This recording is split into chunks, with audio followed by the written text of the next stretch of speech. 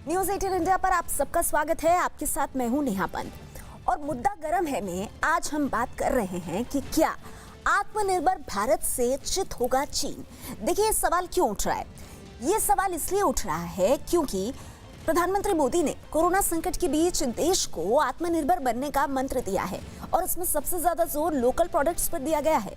Local products खरीदने हैं, इसके साथ ही गर्व से उनका प्रचार भी करना है। भारत में लोकल लेवल पर चीन के सामान ने अपनी पैठ कितनी बनाई है यह आपसे हमसे छिपा नहीं है और अब सवाल यही है क्या हम इसी चेन को तोड़ सकते हैं और क्या आत्मनिर्भर भारत से चित होगा चीन।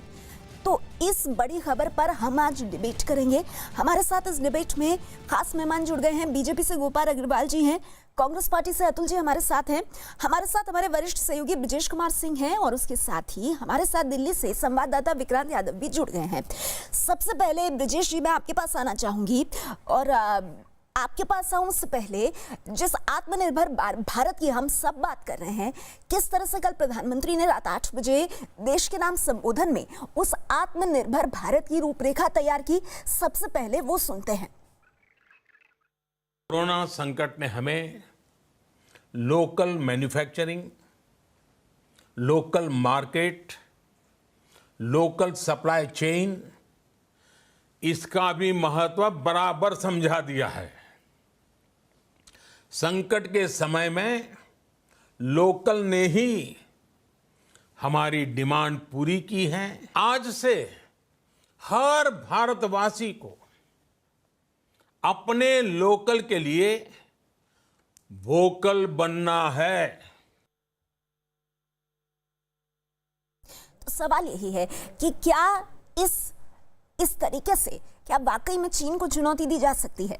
ब्रजेश मैं आप ही से इस चर्चा की शुरुआत करूंगी। क्या आत्मनिर्भर भारत का नारा देकर प्रधानमंत्री ने चीन को चुनौती देने की तैयारी कर ली है?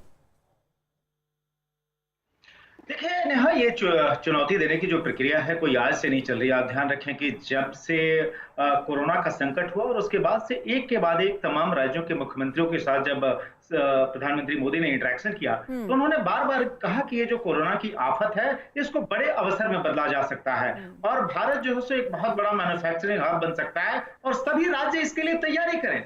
आप उसके कुछ दिनों के अंदर देखिए कि कई सारे राज्यों ने लेबर रिफॉर्म्स किए। जो दूसरा इंटरेक्शन था उसमें सबसे पहले उन्होंने राजस्थान के मुख्यमंत्री अशोक गहलोत की तारीफ की, जिन्होंने क्या किया था आप ध्यान रखें। जो कांग्रेस आज ये कह रही है कि आप लेबर को मार देंगे, उस राजस्थान में अशोक गहलोत ने 8 घंटे से 12 घंटे जो है फैक्ट्री वर्कर्स का काम बढ़ाने की घोषणा की। कैसी परिस्थिति में किया जा सकता है।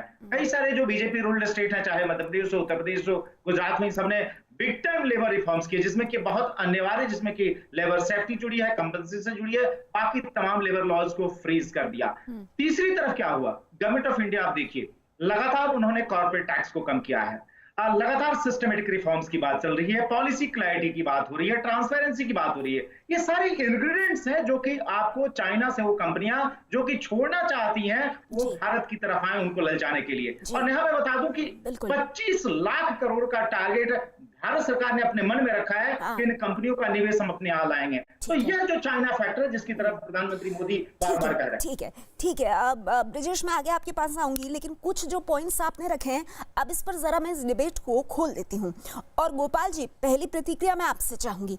ये जो प्रधानमंत्री ने कल राष्ट्र के नाम संदेश दिया, ये जो मेगा आर्थिक पैकेज की घोषणा की, क्या ये देश की जनता के साथ साथ आप मानते हैं कि पूरी दुनिया के लिए एक संदेश था प्रधानमंत्री की तरफ से?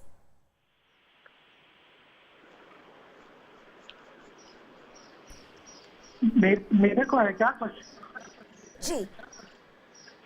हाँ देखिए, प्रधानमंत्री ने पूरी तरह से कल जिस तरह से बात की है इससे यह स्पष्ट रूप से सामने आता है कि जो भारत की अर्थव्यवस्था है जिसको कि पूरा विश्व इस वक्त देख रहा है कि भारत आर्थिक विकास के क्षेत्र में लीडरशिप ले, क्योंकि बहुत सारी मैन्युफैक्चरिंग कंपनीज है ग्लोबली वह भारत में अपना मैन्युफैक्चरिंग बेस शिफ्ट करने को तैयार हैं। उसके लिए जो भारत को ग्राउंड लेवल पे चेंजेस करने हैं, चाहे लैंड को लेके, लेबर को लेके, लॉज को लेके और जो क्रेडिट अवेलेबिलिटी वगैरह को लेके, उन सब के अनुसार जो केंद्र सरकार के इनिशिएटिव हैं उसके प्रति जो पूरा विश्व देख रहा है, उसके लिए कल प्रधानमंत्री ने संदेश दिया है कि भारत पूरी तरह से तैयार है। और उसमें एक बात और हमारे ध्यान में आती है कि मैन्युफैक्चरिंग बेसिस को शिफ्ट करने के लिए प्रदेश सरकारों की भी बहुत बड़ी जिम्मेदारी है। केंद्र सरकार की जहाँ तक FDI और टैक्सेशन पॉलिसी में, और अभी मेरे पूर्व के आपके पैनलिस्ट भी यही बोल रहे थे कि बहुत सारे कॉर्पोरेट टैक्स वगैरह में कमी कर दी है। हाँ। उसी प्रकार प्रदेश सरकारों ने भी अपनी तैयारी कर ली है। हाँ। चाहे लेबर रिफॉर्म्स हो, लैंड बैंक को आइडेंटिफाई करके उनके उसमें काम करने की जो बात है।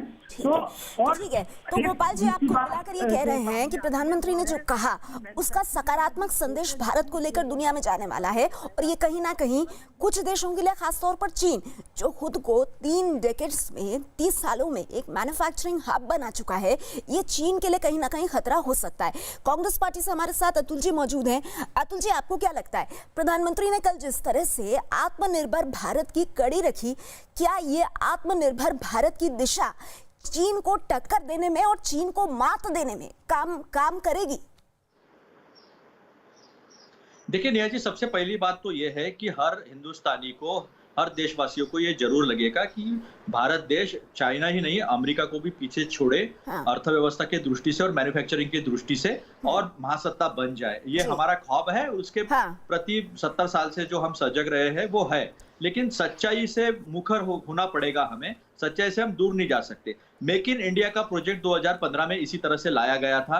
मेक इन महाराष्ट्र हमारे महाराष्ट्र में भी हुआ था। फिर ऐसा क्या हुआ, कोरोना में बहुत बड़ी चेंजेस आई और 56 कंपनियां जो है वो चाइना से निकल कर गई, उसमें की केवल 3 हमारे पास आई। वियतनाम के पास गई, ताइवान के पास कंपनियां गई है, बांग्लादेश में भी गई है, लेकिन हमारे पास आई नहीं है। अब इसकी रिक्वायरमेंट क्या है, तो 130 करोड़ जनता की बात हर वक्त सम्मानीय प्रधानमंत्री जी करते हैं, लेकिन लॉ एंड ऑर्डर सबसे बड़ी बात होती है कि इस देश में कानून व्यवस्था किस तरह की है, इस देश का भाईचारा किस तरह का है, उसके ऊपर काफी निर्भर करता है इन्वेस्टमेंट का आना भी।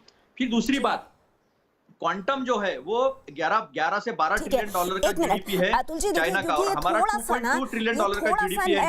नेहा जी सुन लीजिए, टेक्निकल सब्जेक्ट नहीं, मैं आप ही को सुन रही हूँ अतुल जी, लेकिन सुनिए, देखिए सुनिए, आपने एक पॉइंट बताया, एक पॉइंट के आपने 3-4 सब पॉइंट्स बताए। अब इस पे जरा चर्चा कर लेते हैं सर, फिर दूसरे पॉइंट पर आएंगे ना। मुझे पता है आप काफी तैयारी करके आए हैं, पर सारे के सारे पॉइंट्स एक साथ बोलने की जरूरत नहीं है, नहीं तो जनता जिसके लिए हम ये डिबेट कर रहे हैं उनको समझ नहीं आएगा कि पहला पॉइंट आपने क्या बोला था। तो मैं इसी बात को आगे बढ़ाती हूँ, जो बात आप कह रहे हैं मैं इसका जवाब लेती हूँ। गोपाल भार्गव साहब, आप सुन पा रहे हैं क्या मुझे?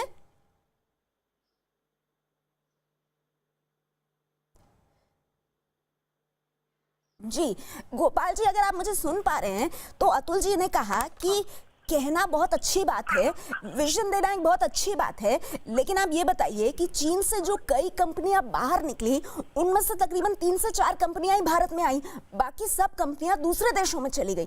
तो वो कह रहे हैं कि आपको समझना होगा कि एक नारा तो दे दिया, लेकिन उसके हिसाब से जमीन पर काम हो भी रहा है या नहीं, इस पर कांग्रेस सवाल उठा रही है।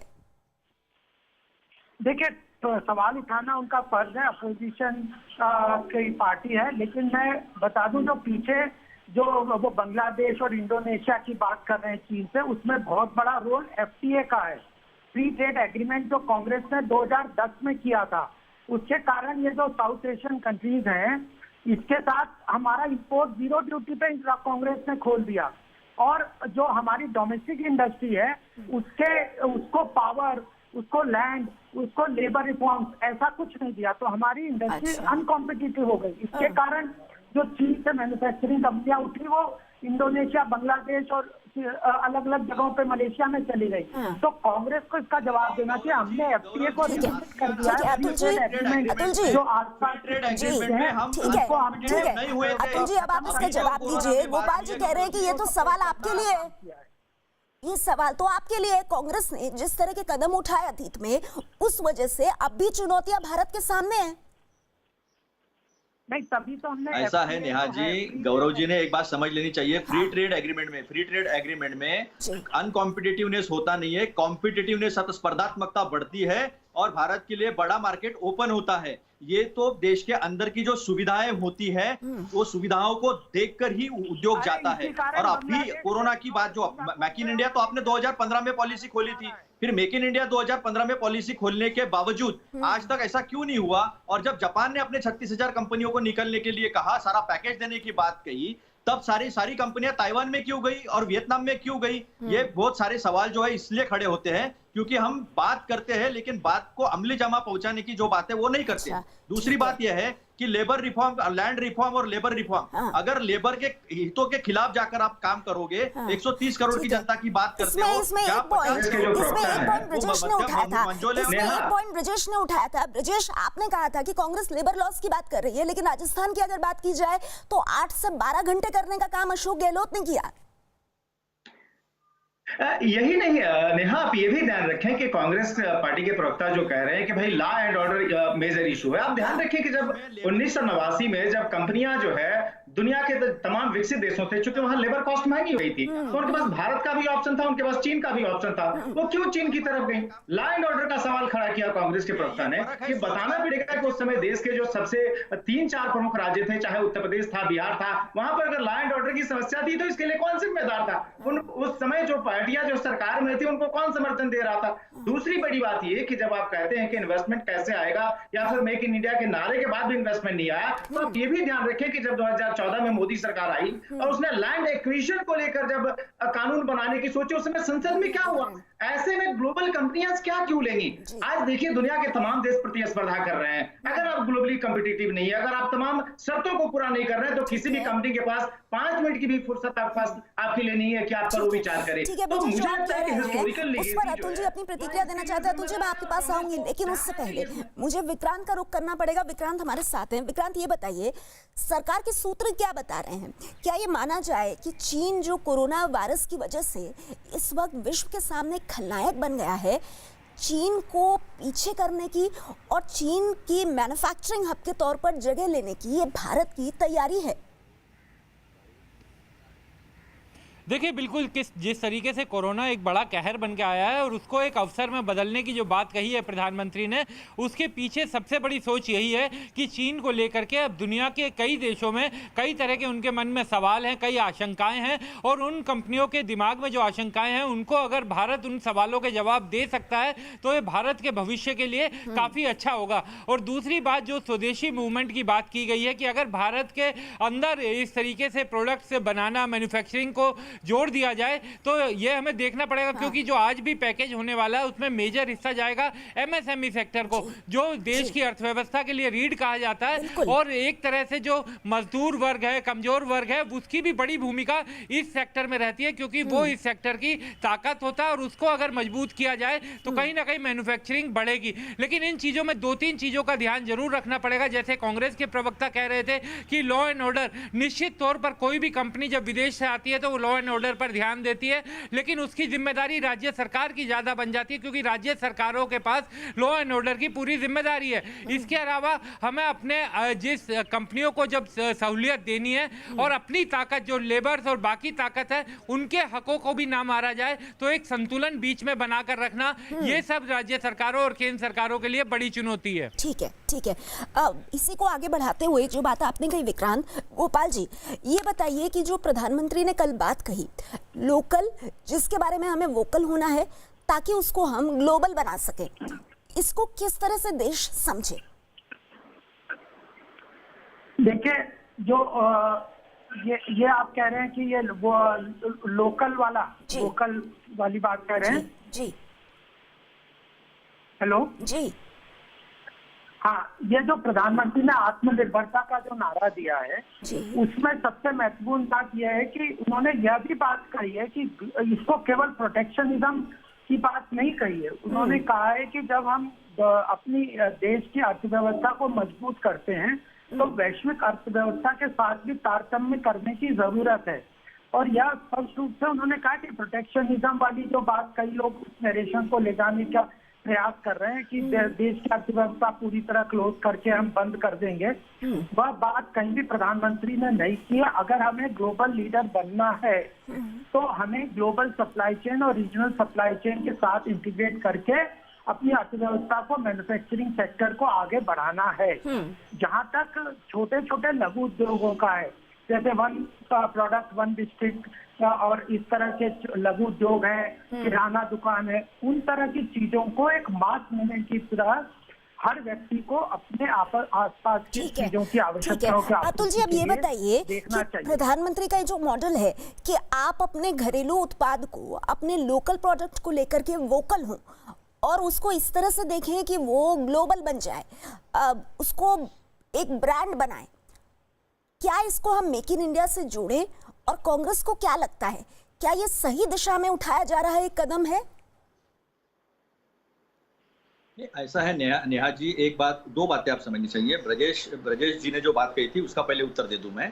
लैंड एक्विजिशन बिल जो था उसमें लैंड एक्विजिशन करने को कोई भी विरोध कांग्रेस का नहीं था, लेकिन जिसकी लैंड आप ले रहे हो उसको, उसका मुनाफा जो है वो सही मुनाफा उसको मिलना चाहिए, उसका सही पैसा जो है, मुआवजा जो है वो मिलना चाहिए। इसके लिए उसकी बात की गई थी। फोकट में अगर लैंड लोगे तो लोगों को गरीब करके देश कोई ग्लोबल लीडर बनने वाला नहीं है। ये पहला मुद्दा। दूसरा मुद्दा, अभी आपने जो कहा था, कांग्रेस ने एक बिल लाया था एफडीआई इन रिटेल, जिसमें लोगों ने वो बिल पास नहीं होने दिया था बीजेपी ने 2012 में, और कई नेताओं ने डांस किया था। वो जो सप्लाई चेन की बात करते हैं, लोकल सप्लाई चेन की, वो एफडीआई रिटेल में होती थी, जिसमें हमको कोल्ड स्टोरेज बनाना पड़ेगा, जिसमें हमें स्टोरेज के साथ पूरा मटेरियल, माल जो है, किसान का जो माल है, एग्रीकल्चर गुड जो है, उसका मूवमेंट जो पेरिशेबल सारा होता है, उसको प्रोटेक्शन के लिए वो सारी चेन हमें करना है, इंफ्रास्ट्रक्चर तैयार करना है, वो सारी तैयारियां की गई थी। तो जब हमें लोकल के लिए वोकल बनना पड़ेगा तो ये सप्लाई चेन जो है, ये सप्लाई चेन हमें पहले इस्टेब्लिश करनी पड़ेगी। दूसरा मुद्दा इसमें ये भी है कि उनको, जब हम ये एग्रीकल्चर सेक्टर में ये काम करेंगे तो उसके बाद में जो उत्पाद को जो पैसा है वो पैसा उनको मिल पाएगा। तो मैं यही कह रहा था कि आप भाषण करते हो कि डबल हो जाएगा आपका इनकम, लेकिन डबल हुआ है? हर बार आप अपना गोल पोस्ट जो है वो चेंज करते हो, लेकिन उसके लिए जो रेक्विजिट चीजें हैं, जो चीजें हमने करनी चाहिए जमीनी तौर पर, वो चीजें होती दिखाई नहीं देती है। अभी देखिए कल का पैकेज। तो जी, लेकिन आप मंथन की आवश्यकता है क्या खुद आपकी पार्टी को नहीं? आप ध्यान रखें कि जिस समय चीन जब इसका फायदा लेकर जा रहा था, पूरे इस कोस्ट को डेवलप कर रहा था, वही पीरियड था जबकि भारत ने भी अपनी अर्थव्यवस्था को खोला था। चीन ने 89 में खोला, हमने 91 में खोला, और उसके बाद से आप एक बार फिर से 10 साल 2004 से लेकर 2014 तक रहे, जबकि जो चीन अपनी पोजीशन को लगातार कंसोलिडेट कर रहा था। उस समय हम कहां क्यों रेस में पीछे रह गए, इसका जवाब कौन देगा? क्योंकि वो 15 साल का बड़ा महत्वपूर्ण पीरियड है। इस पूरे 30 साल में उसमें से 2 साल का पीरियड वो भी है जिसमें कि आपने कोalition को सपोर्ट किया है। नहीं ब्रजेश सिंह जी, आप जिस बात कर रहे हैं कि 1970s में कांग्रेस, इंडिया ने ओपन इकोनॉमिक पॉलिसी में जाना चाहिए था, 89-91 की बात कर रहा हूं। डिबेट में हमने काफी सुनिए ब्रजेश जी, मेरी बात सुनिए, आपकी बात मैंने सुन ली। अभी ऐसा है कि ये डिबेट है कि हमने 70 में जाना चाहिए था या 91 में जाना चाहिए था। चाइना जो है वो कम्युनिस्ट डिक्टेटर पॉलिटिकली है और इकोनॉमिकली कैपिटलिस्ट है। इंडिया जो है वो डेमोक्रेटिक कैपिटलिस्टिक के तरफ अपन जा रहे हैं, लेकिन हमने जो पिरामिड जो है वो पिरामिड में गरीब लोगों को कभी साथ छोड़ा नहीं है, और पिरामिड का ऊपर का जो पार्ट है इंफ्रास्ट्रक्चर का डेवलपमेंट है, उसमें एफडीआई एफपीआई जो है उसकी इन्वेस्टमेंट हमने ली है। तो इंडिया का पॉलिटिकल सिचुएशन, सोशल सिचुएशन जो है उसके हिसाब से हम गए। हम चाइना के हिसाब से नहीं जा सकते, ना हम अमेरिका के हिसाब से जा सकते हैं। हमें अपनी कंडीशंस के साथ अपने कंडीशन को ज्यादा स्ट्रॉन्ग करते हुए ग्लोबलाइज होना पड़ेगा। लेकिन अतुल जी, जो यंग पॉपुलेशन है उसको आप रास्ता क्या दिखा रहे हैं? जो हम कह रहे हैं कि जो डेमोग्राफिक, अतुल जी जो बातें आप कह रहे हैं ना, उससे कोई अलग बात कह ही नहीं रहा है। ये कौन कह रहा है? लेकिन यहाँ पे ब्रजेश जी का सवाल अलग था। ब्रजेश ये कह रहे थे कि 1991 के बाद से आप लोगों की 2004 से 2014 तक सरकार थी, 10 साल का वो भी पीरियड था। कुल मिलाकर के अगर उस समय इतनी अच्छी भूमि, इतनी अच्छी जमीन तैयार कर दी जाती तो उसका फायदा आज मिल रहा होता, जिसका क्रेडिट आप लोग ले पाते। जैसे कुछ योजनाओं का क्रेडिट कांग्रेस आज भी लेती है कि हमारी शुरू की हुई योजनाएं थी, लेकिन कम से कम इस परिप्रेक्ष्य में आप ऐसा नहीं कर सकते। ये सवाल पूछ रहे हैं ब्रजेश। नहीं नेहा जी, हाँ। अभी मैं ब्रजेश जी का सवाल का जवाब देता हूँ। हाँ। नेहा जी, आज के तारीख में जो कदम 1991 के बाद उठाए हैं, 2004 से 2014 तक जो कदम उठाए हैं, उसका फायदा जो है वो हुआ है। आज आपके पास 262 मिलियन मेट्रिक टन जो अनाज है वो 2004 से 2014 की मियाद है। 2004 से पहले क्या परिस्थिति थी सबको पता है। हम लोग 21 देशों को एक्सपोर्ट करते हैं। $352,000 करोड़ जो है वो हमें उससे इनकम मिलता है। यानी ये किसान की उपलब्धि है, ये मैं नहीं कहूंगा हमारी उपलब्धि है। अग्रवाल जी से प्रतिक्रिया लेती हूँ। अग्रवाल जी, कांग्रेस कह रही है कि आज प्रधानमंत्री जिस विजन को लेकर चल रहे हैं उसके पीछे कांग्रेस की तैयार की हुई जमीन है। ठीक है अतुल जी। देखिए, अगर देश में देखिए कांग्रेस इस कंफ्यूजन में रहती है हर बार कि अगर वो पहले तो ये तय कर ले कि देश की अभी स्थिति है वो बहुत अच्छी है या नहीं है। वो जब कहते हैं कि देश की स्थिति अच्छी है तो वो कहते हैं हमने किया, फिर उसी साथ वो कहने लगते हैं कि देश की स्थिति खराब है, तो फिर उसकी जिम्मेदारी कांग्रेस को लेनी चाहिए। लैंड एक्विजिशन के लिए अतुल कितना कंफ्यूजन क्रिएट कर रहे हैं। लैंड एक्विजिशन में कंपेंसेशन की बात ही नहीं है, प्रॉब्लम थी कंसेंट क्लॉज की। इन्होंने उसमें कंसेंट क्लॉज डाल दी कि आप लैंड एक्वायर जब तक 80% लोगों से रिटर्न कंसेंट नहीं ले पाओगे। देखिए, इसकी कई पहलू हैं जिस पर आगे हम चर्चा कर सकते हैं, लेकिन वक्त मेरे पास कम है, इसीलिए ब्रजेश मैं आपसे जानना चाहूंगी एक आम आदमी की भाषा में जवाब। देखिए, चीन से आजकल हम अपने मार्केट की बात करें तो ये कहा जाता है कि कुछ वक्त तक तो पटा पड़ा था चीन के सामान से हमारा मार्केट। अब ऐसे में देश के प्रधानमंत्री का कहना कि हमें अपने प्रोडक्ट को यूज करना है और ना सिर्फ यूज करना है बल्कि इंटरनेशनल लेवल पर चीन की जगह लेनी है, तो एक आम भारतीय इसे कैसे देखे? क्योंकि मन में सवाल उठता है कि ये हो पाएगा और होगा तो इसमें कितना वक्त लगेगा?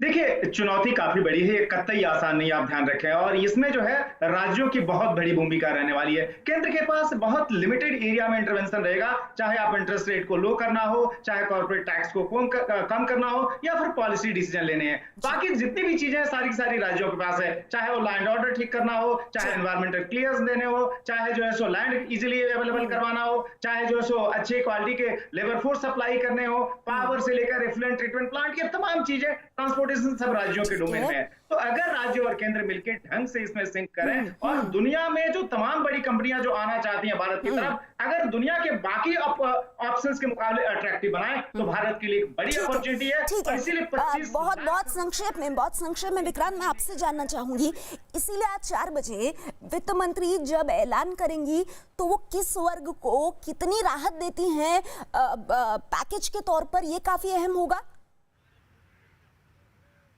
देखिए, बिल्कुल नेहा, जो हमें जानकारी मिल रही है कि ये सीरीज ऑफ प्रेस कॉन्फ्रेंस होंगी, यानी 3-4 प्रेस कॉन्फ्रेंस होंगी, जिसमें से पहली प्रेस कॉन्फ्रेंस आज होगी जिसमें निर्मला सीतारमण जो पूरा पैकेज प्रधानमंत्री ने घोषित किया उसके एक हिस्से का ऐलान कर सकती है। और कुछ जो जानकारियां हमें मिल रही हैं कि जैसे जो किसान सम्मान निधि है उसको बढ़ाया जा सकता है, इसके अलावा MSME सेक्टर को एक मेजर पोर्शन मिलेगा, एक बड़ा पोर्शन इस राहत पैकेज का उसको मिलेगा। एक जो सबकी निगाहें लगी हुई हैं, जो लगातार राज्य सरकारें भी मांग कर रही हैं कि राज्यों का जो आर्थिक हिस्सेदारी बनती है उसके बारे में भी केंद्र को कदम उठाना चाहिए। तो उन सब चीजों पर क्या कदम उठाए जाएंगे, इन सभी चीजों पर आज की प्रेस वार्ता में निगाहें रहेंगी। चलिए, बहुत बहुत शुक्रिया आप सभी मेहमानों का हमारे साथ इस चर्चा में जुड़ने के लिए। तो आज शाम 4 बजे की प्रेस कॉन्फ्रेंस पर हम सबकी नजर रहेगी, लेकिन इस बीच देश के ज्यादातर राज्य कोरोना वायरस से जूझ रहे हैं, लेकिन इनमें कुछ राज्य ऐसे हैं जहां कोरोना की चपेट में आने वाले मरीजों की तादाद लगातार बढ़ रही है और वहां कोरोना के मरीज भी बहुत ज्यादा हैं। मसलन सबसे खराब हालात महाराष्ट्र में है। यहां पर कोरोना मरीजों की संख्या लगातार बढ़ती ही जा रही है। मरीजों की तादाद 24,500 के करीब पहुंच गई है। कोरोना से जूझ रहे राज्यों में गुजरात दूसरे नंबर पर है। यहां अब तक कोरोना के मरीजों की संख्या 9,000 के करीब पहुंच चुकी है। कोरोना मरीजों की संख्या के मामले में तीसरे नंबर पर तमिलनाडु है। अब तक 8,500 से ज्यादा मरीज सामने आ चुके हैं। दिल्ली चौथे नंबर पर है। कोरोना मरीजों का आंकड़ा यहाँ 7,500 के पार पहुंच चुका है। 5वें नंबर पर राजस्थान है। कोरोना मरीजों की संख्या यहाँ 4,000 के पार पहुंच गई है। कोरोना वायरस के कहर से पूरी दुनिया बेहाल है। दुनिया के 185 देश इस वक्त कोरोना महामारी की चपेट में हैं, लेकिन कुछ देशों में हालात बहुत ज्यादा खराब हैं। ऐसे देशों में पहले नंबर पर अमेरिका है। यहाँ कोरोना के मरीज 13,69,000 से ज्यादा हो चुके हैं।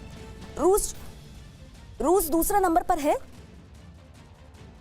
यहाँ मरीजों की संख्या 2,32,000 के पार पहुंच गई है।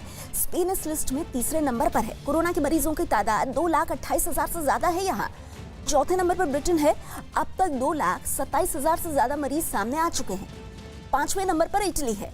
यहाँ कोरोना मरीजों की संख्या 2,21,000 के पार है। लॉकडाउन के बाद नई दिल्ली रेलवे स्टेशन से 9 स्पेशल राजधानी रवाना हो रही हैं। इस रेल यात्रा के लिए रेलवे ने लॉकडाउन के नियमों का पालन सख्ती से कराने का बंदोबस्त किया है। रेल की यात्रा करने वाले लोग मास्क तो लगाएंगे ही, लेकिन उनमें डर जरूर बैठा हुआ है। रेलवे की इस व्यवस्था से करीब 12,000 लोग दिल्ली से स्पेशल ट्रेनों से अपने अपने शहर जा सकेंगे। बुधवार को भी नई दिल्ली से रवाना होने के लिए कई गाड़ियां तैयार हैं। पहली गाड़ी जो आज रवाना हो रही है वो 11:25 पर तिरुवनंतपुरम के लिए रवाना हो रही है। आप देख सकते हैं कि पूरी तरह से राजधानी के जो रेक होते हैं उसी रेक पर ये ट्रेन चल रही है। 9 ट्रेनें जो हैं नई दिल्ली से रवाना होंगी। पहली ट्रेन 11:25 पर तिरुवनंतपुरम के लिए, उसके बाद 3:30 पर रांची के लिए और फिर 4 बजे तमिलनाडु के चेन्नई के लिए। इस तरह से तमाम जो ट्रेनें हैं वो रवाना होने को तैयार हैं। 9 ट्रेनें रवाना हो रही है और 9 की ऑक्यूपेंसी की बात करें तो 125 से 130% पैसेंजर्स ने जो है इस पर रिजर्वेशन कराया है। इसका मतलब ये है कि ट्रेन बीच रास्ते में जहां रुकेगी वहां कुछ सवारी चढ़ेंगे। इस तरह से ट्रेन की ऑक्यूपेंसी जो है करीब 130% है सभी ट्रेनों की। और जो गरीबों के लिए, मजदूरों के लिए जो ट्रेनें चलाई जा रही थी, मजदूरी स्पेशल ट्रेनें, वो ट्रेनें बताया जा रहा है कि अब पुरानी दिल्ली से चलेंगी ताकि भीड़ को अलग अलग किया जा सके। अब नई दिल्ली से जो है मजदूर स्पेशल, लेबर स्पेशल ट्रेनें जो है वो नहीं चलाई जाएंगी। बाकी आप देख सकते हैं कि प्लेटफॉर्म नंबर 1 पर नई दिल्ली स्टेशन पर तमाम यात्री जो हैं वो बैठे हुए हैं, अपनी अगली ट्रेन का इंतज़ार कर रहे हैं। वो इंतज़ार कर रहे हैं कि उनकी ट्रेन कब चलेगी। 1 नंबर से 7 नंबर प्लेटफॉर्म को डेडिकेट किया गया है कि वो जो है सारी ट्रेनें यहीं से चलाई जाएँ। इधर आप देख सकते हैं कि सफाई कर्मचारी भी लगातार लगे हुए हैं सफाई के काम में। पैसेंजर आते हैं तो उसके बाद फिर से प्लेटफॉर्म को सैनिटाइज़ किया जाता है, पूरी ट्रेन सैनिटाइज़ होती है और हम फील कर पा रहे हैं कि यहाँ पर फ्यूमिंग हुई है, गैस की स्मेल आ रही है। तो तमाम कोशिशें यहाँ पर आप देख सकते हैं कि गोल घेरा बना करके सारे जो सवारी ट्रेन के अंदर आते हैं उनको सोशल डिस्टेंसिंग मेंटेन करने के लिए कहा जाता है। तो रेलवेज़ की तरफ से पूरी तैयारी कि कोरोना के भय के बीच में ट्रेनें चलाई जाएं और मुसाफिरों को भी सुरक्षित रखा जाए। इन तमाम कोशिशों के साथ ही भारतीय रेल पटरी पर लौट चुकी है और लगातार ट्रेनों की फ्रीक्वेंसी बढ़ाई जाएगी। जिस तरह से रेलवे देखेगी कि स्मूथ फंक्शनिंग शुरू हो गई है, लोग भी सोशल डिस्टेंसिंग और तमाम सावधानियों को फॉलो कर रहे हैं, तो उसके बाद और भी ट्रेनें इसमें ऐड की जा सकती है ताकि जो लोग भी दूसरे शहरों में फंसे हुए हैं वो अपने अपने घरों की तरफ जा सकें। विपिन पुजारी के साथ चंदन जजवाड़े, न्यूज़ 18 इंडिया, नई दिल्ली स्टेशन। कोरोना महामारी के दौरान विशेष तौर पर चलाई जा रही ट्रेनों में लॉकडाउन के नियमों के साथ साथ सोशल डिस्टेंसिंग का पालन करना रेलवे के लिए एक बड़ी चुनौती है।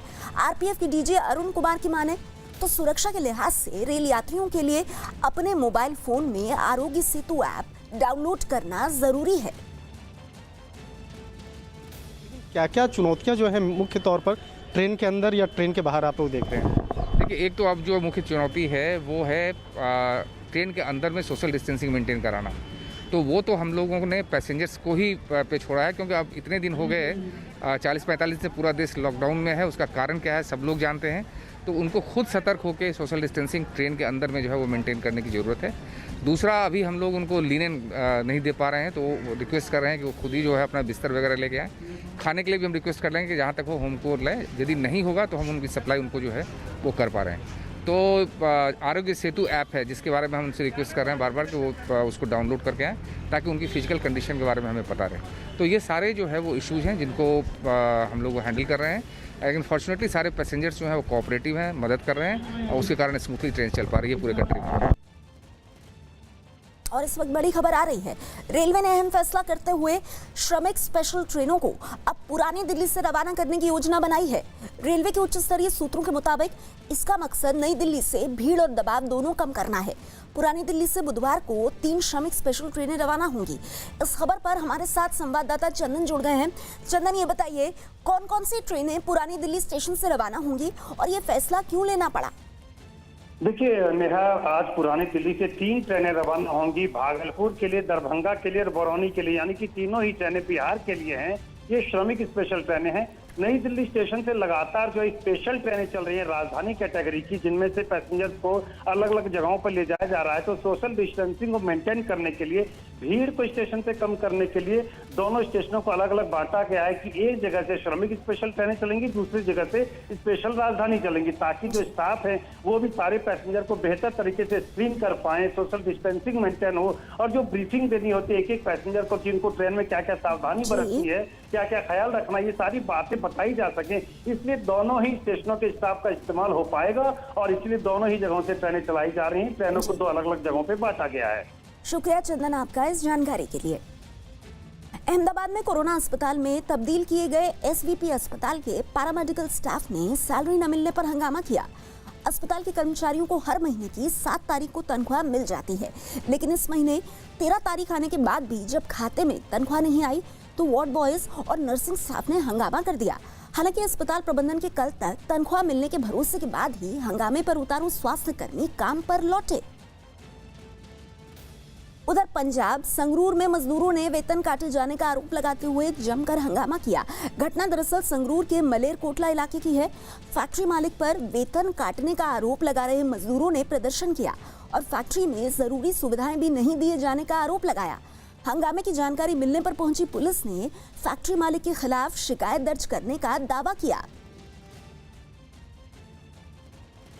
12 घंटा 16 घंटा 8 घंटा ड्यूटी करवा के और ड्यूटी करवाते हुए और जो है उन लोगों को पेमेंट, बाहर वालों को जो बैठे हैं उनको ज्यादा दिया जा रहा है, यहाँ का काट के पेमेंट दिया जा रहा है। मनमानी यहाँ चल रहा है। अंदर जो सामान मिल रहा है वो भी महंगा हुआ है। अंदर वाले कर्मचारी काम कर रहे थे, उन्हें पेमेंट कम मिली है, बाहर वाले कर्मचारियों को पेमेंट ठीक मिला है। मानते हैं ठीक मिला, उन्हें ठीक मिला, हमें भी ठीक मिलनी चाहिए। यहाँ पे ऐसे ही पेमेंट आ गई, कोई स्लिप पर्ची नहीं है, क्या कटा है क्या नहीं कटा है, कितना हम लोग को मिला है कुछ पता नहीं है। एटीएम भी हम लोग के सारे बंद पड़े हुए हैं। कोरोना के खिलाफ जारी जंग की वजह से बने हालात के मद्देनजर उत्तर प्रदेश की योगी सरकार ने तबादला सत्र को शून्य घोषित किया है। योगी सरकार ने साल 2020-21 के लिए सभी तबादलों पर रोक लगा दी है, यानी आईएएस, आईपीएस, पीसीएस और पीपीएस अफसरों समेत सभी के तबादलों पर रोक लगा दी गई है। उत्तर प्रदेश में नई तबादला नीति के तहत अप्रैल-मई महीने में अधिकारियों के तबादले किए जाते हैं। इस फैसले के बाद अब रिटायरमेंट, मृत्यु, प्रमोशन, इस्तीफा और बर्खास्तगी की वजह से खाली होने वाले पदों पर सरकार की सिफारिश पर ही अफसरों की तैनाती होगी।